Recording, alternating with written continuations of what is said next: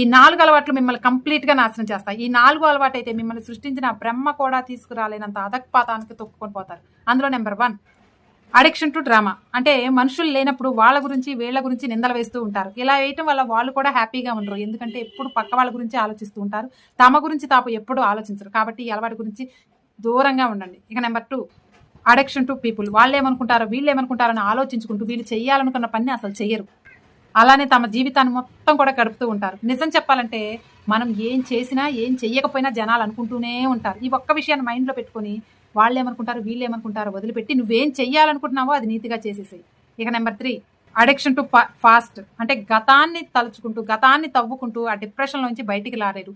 గతాన్ని తవ్వుకుంటూ ఉండటం వల్ల ఫ్యూచర్ శూన్యం అయిపోతుంది. అయిందేదో అయిపోయింది కదా, దాన్ని వదిలేసి ఫ్యూచర్ లో ఏం చేయాలో మంచిగా ప్లాన్ చేసుకుని సక్సెస్ అవ్వండి. ఇక నెంబర్ 4 అడిక్షన్ టు వర్రీ. ప్రతి చిన్న దానికి ఆలోచించడం, బాధపడటం, ఎవరో ఏదో అన్నారని దాన్ని